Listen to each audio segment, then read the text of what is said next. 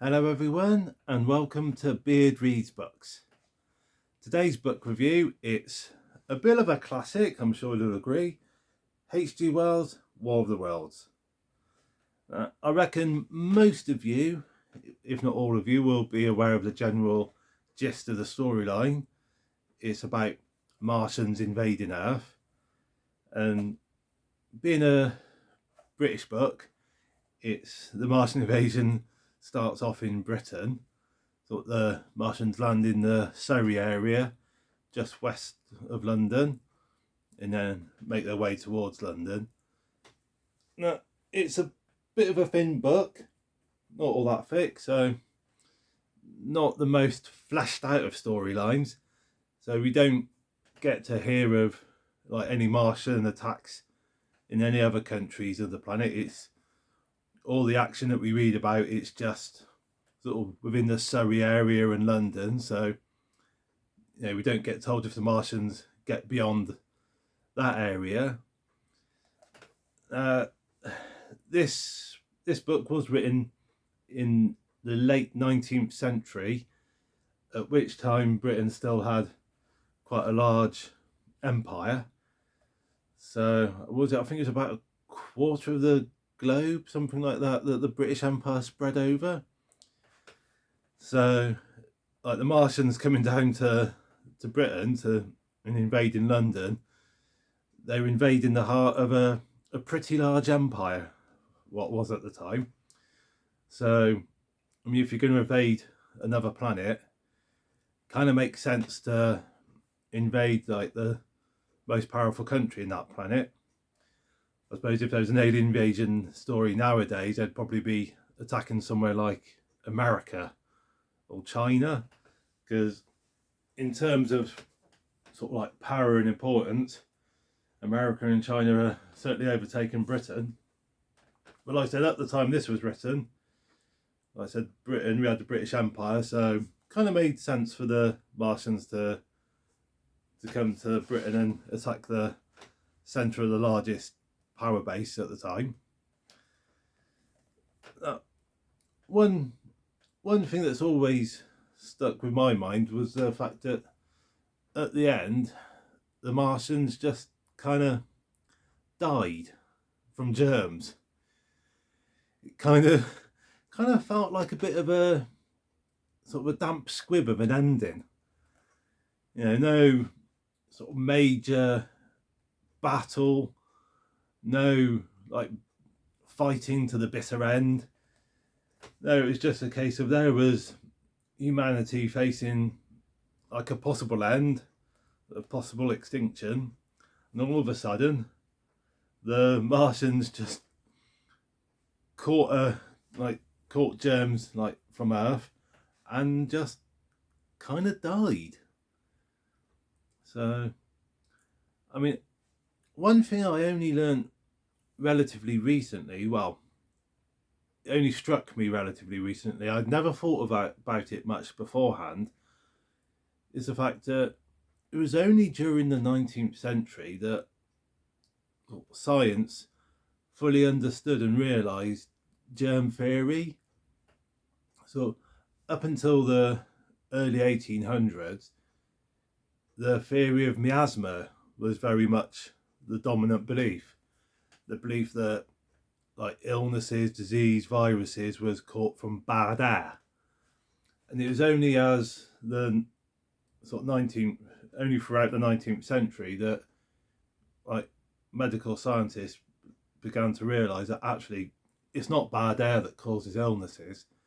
It's actually like sort of like germs. I think it was around about the 1850s that germ theory was proven to be the truth, rather than the theory of miasma. So when this was written, the War of the Worlds, like the germ theory had only been like scientific fact or medical fact for about 40 years. So it was only so it was still quite a new concept. So I kind of see a parallel between this and the 96 film Independence Day. because for those of you who haven't seen it, bit of a spoiler coming up, but at the end of Independence Day, Will Smith and Jeff Goldblum sort of take their ship up into the alien mothership and upload a computer virus and kill them that way. And of course, the mid-90s, computers like home computers and all that kind of stuff were still relatively new, still sort of a bit in their infancy. Not many people had PCs and all that, so obviously computer viruses were still in their infancy when that film came out. In just the same way that when this film came out, sort of like germ theory was still relatively new concept. So, but I'll tell you something, I still find the idea of Martians being killed by germs a much more believable concept than sort of being able to defeat aliens by uploading a computer virus. You know, I mean, okay, aliens coming to Earth nowadays, they'd sort of make sure that they don't catch any germs, take more protection, like precautions and that, but I still think it'd be easier for aliens to somehow accidentally catch a germ from an alien planet than for us to be able to upload a computer virus into an alien ship. But anyway, going slightly off tangent. One thing sort of I found strange about this, but well, not strange, but a bit different. Like, hardly any of the characters have got names, you know, so that kind of took a little bit of getting used to. But then in a way I can kind of understand them not having names, because they're not exactly overly fleshed out, the characters. So in a sense, because they're not fleshed out, do they kind of need names? So, but got mixed feeling on the whole, no names for the characters. I mean, there's some little things that I sort of stood out for this book for me. I could see some foreshadowing of sort of events that were yet to happen in real life, that sort of kind of get a flavour of it in this book. For example, one example is with the Martians, obviously their sort of heat rays, that's a well-known sort of like weapon that they had.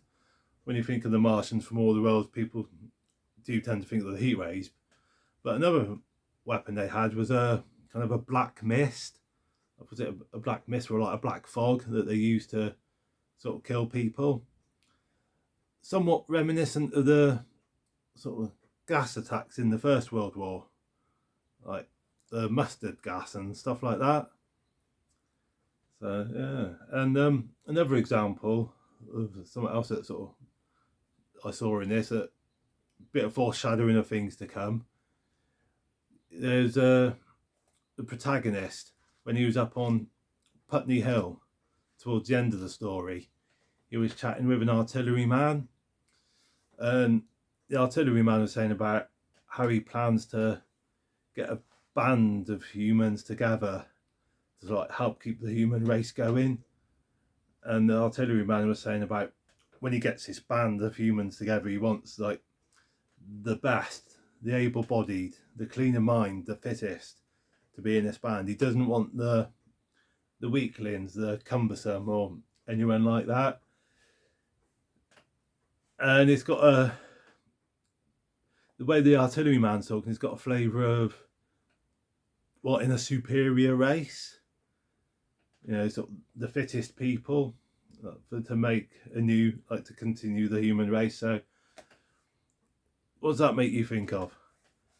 Kind of, to me, it had a vibe of a certain Adolf Hitler and his desire to have an Aryan race. So now, one little bit of information in this book that really stuck out in my mind, because now for most of this story, it's told from the perspective of the protagonist, what he's experiencing and sort of what he does, what he sees, and we're seeing it all through his eyes. But there's a part of the story is he's telling it through the eyes of his brother, what his brother experiences and sees and does. And the protagonist's brother, he meets up with a couple of ladies. They've got a horse and cart, and they're sort of fleeing from the Martians, and he joins them. And there was one little bit where in the past book where it says that these two ladies, they've got about £30 of gold and a £5 note. And that got me thinking, well, £35 in the late 1890s, what would that be? What would that be worth today? So what kind of money would we be talking? So went on to good old Mr. Google, and in today's money, that's just over £4,800. It's the best part of £5, like £5,000. Yeah, that just kind of struck me as quite a lot of money for these like two ladies to be carrying. Oh. I mean, overall, yeah, I really enjoyed the book. It's very sort of descriptive of the Martians and the machinery that they use to get around. And yeah, it's what with the fact that there's like a couple of films, I think there's 2 TV series that have come out, and also I was about to say infamous, but the well-known, I think that's a better way of putting it, the well-known Orson Welles radio play version of it that came out in the 1930s. You know, it's quite nice to go back to like the source material and to enjoy the source material. I mean, I slowly read this over the course of a week. I reckon you could probably read it in a day if you put your mind to it, if you wanted to, no distractions and all the rest. One thing I would like to see, I'd like to see a War of the Worlds film come out that's sort of close to the book. What I mean by that is one that's set in Victorian London. Because obviously the 2 films that have already come out, they were enjoyable in their own way, but of course they were contemporary to the time they were made in. So it'd be nice to see a War of the Worlds film made that's actually set in Victorian London, sort of the same time frame as the book. My thoughts on the book itself, I enjoyed reading it. It's one of those books, if you get a chance to read it, I'd say yeah, have a sit down and read it. I'd go as far as to say you're probably not missing a massive amount if you don't read it. But no, it's definitely an enjoyable little book. Yeah, I'd recommend it. Well guys, thank you very much for watching the video and listening to my thoughts on the book. If you've read it, feel free to sort of comment. Tell me what you thought of it. You know, if you've got any thoughts, or if there's anything you picked up on that I haven't mentioned, let me know. So yeah, and feel free to give the thumbs up and all the rest and everything else. I've got another book on the go, which I'll hopefully be doing a book review on in the near future as soon as I finish reading it, so look out for that guys. And in the meantime, once again, thank you for watching and take care.